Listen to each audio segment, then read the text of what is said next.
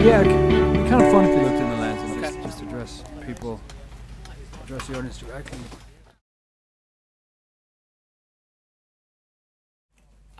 When it started out, this disease, this outbreak that happens at an outpost, it was decided that this would be something that wipes people's memories progressively, not in one fell swoop, but you lose a little bit, lose a couple hours, lose a few days and weeks, and ultimately years. And that created a scenario where these people, Elizabeth and Jim Shannon, the husband and wife who were separated because of Jim's time in prison, we created a scenario with this disease where she forgets him. And much like they're getting to know each other, again, over the course of the first few episodes of Terra Nova, here in the lab, here as this problem is being solved, they have to work together and get to know each other all over again. He's a stranger to her. It's a beautiful episode because he's a stranger to her. And in the course of working together to solve this medical problem, this medical mystery, this incredibly scary thing, they fall in love again.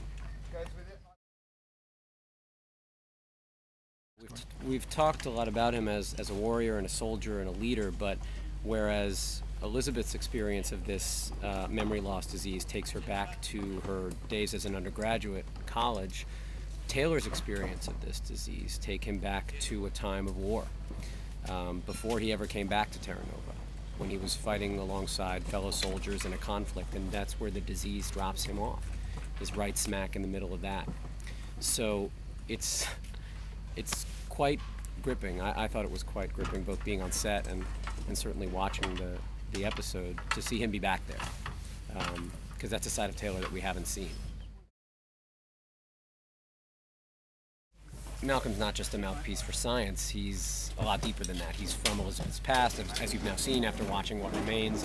They have a relationship history, and certainly that's not happening more, but in certain ways Malcolm carries a torch for her, and so he's an interesting kind of foil for Jim. They found themselves as unlikely buddies and collaborators almost, during this episode. And the comic dynamic there was amazing, and I think the teamwork dynamic there was quite interesting. If I had to look into the future, I would predict that it's probably not the last time you're going to see Jim and Malcolm engaged in some kind of activity together.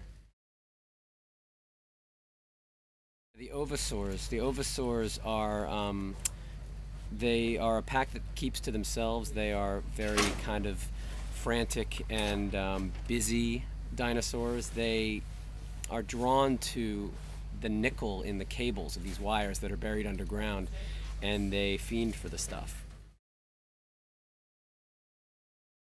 They do. They're dangerous, but they were attracted enough to the nickel that they chose the nickel over the humans, and maybe that's what sets them apart from their dinosaur brethren. The runtime would have been about 31 minutes.